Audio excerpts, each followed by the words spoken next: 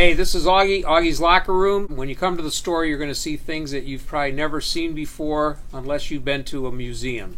Great items that go back to the Rockne era to the present. Website, augieslockerroom.com. Visit us here or the website. Notre Dame outgains Georgia Tech by almost 300 yards and, more importantly, outscores them by 55 in the long-awaited shutout here for Notre Dame's defense, but it has been a stretch of quality defense over these last few games, and it was punctuated today. 12 and a half quarters without a touchdown. I guess we kind of missed the mark on how quick of a start Notre Dame would get today. But, I mean, it tells you where this team is and where its mindset is to win 55-0 and just hammer, albeit a very vulnerable Georgia Tech team. But Jack Cohn throwing for 285 yards, Notre Dame just dominating the Georgia Tech offensive line, just overwhelming Jordan Yates. We noticed early on that Jeff Sims was not going to be able to play. Jordan Yates probably wishes that he had gotten a few snaps in his place today.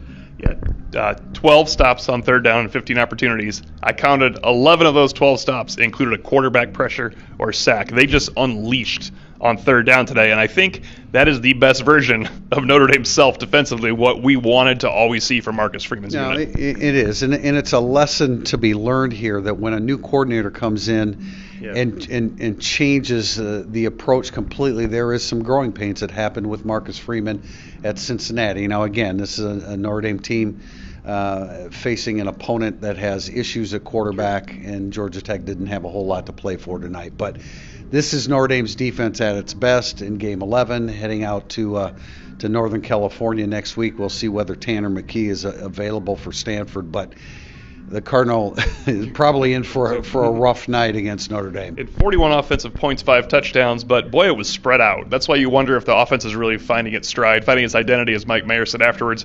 Kyron Williams has 51 yards rushing, 80 yards from scrimmage. The leading receivers only have 80, but 2 of them have 80 in Mayer and Austin, and those are the 3 guys that carry it, and then they also have the X factor now, I think, in Logan Diggs. This is an offense that is reaching its peak at the end of the year. There are a lot of options for Tommy Rees, and I think Tommy Rees continues to do a really diverse job in putting the football in different guys' hands. We even saw a jet sweep with Kevin Austin Jr., which was something that Georgia Tech couldn't have been prepared for. But no, I mean, it's coming together, and once again, it was a very vulnerable Georgia Tech defense.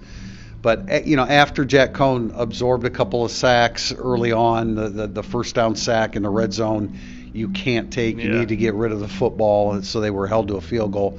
But after that, I mean, it was just a dominant performance on both sides of the ball. I don't want to give Georgia Tech the short shrift too much, but that's kind of what Notre Dame can't have happen going forward, not against Stanford, but in the bowl game or in the playoff game.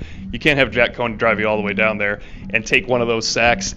You want to work in Tyler Buchner, but you can see, I think, that Tyler Buchner's a work in progress as a passer. So when you work him in against a better team, he's going to have to be to spark the running game again. I don't know if Stanford's going to be the test, but we know another one's coming because they are putting themselves in position for 6th at worst, 5th, 4th is possible if some upsets happen. Yeah, Brian Kelly mentioned style points, so he's hearing the talking heads saying certain things. But think about how you feel after a game like this.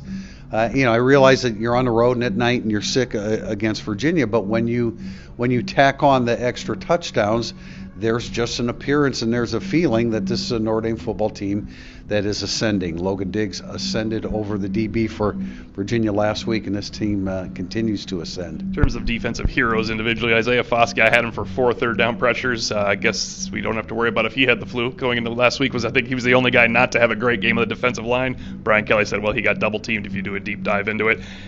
He's an emerging player that I think will be able to play this type of game against anyone they encounter going forward. Yeah, and impressive that Myron Tagovailoa-Amosa, here he is coming off the flu. Fast, too. He was running. I mean, he really was, and he broke the tackle of a running back, Mason. Brian Kelly says it's a good thing that it was a running back trying to tackle him, but that was really impressive. And, of course, early in the game, Notre Dame goes up 10-0 on the Jack Kaiser pick. So, Jordan Yates was just – I actually haven't checked the stats yet on how many sacks they ended up with or tackles for loss, but he was under siege the entire time. And really cool for MTA, who's still a little bit hoarse. We were supposed to talk to him earlier in the week, and he didn't have a voice coming off the flu. So probably the last thing he expected he would have to do to run 70 yards a day, but he did it pretty darn well. First score was by the defense, last score was by the defense, and we'll be able to catch you up on everything that happened in between.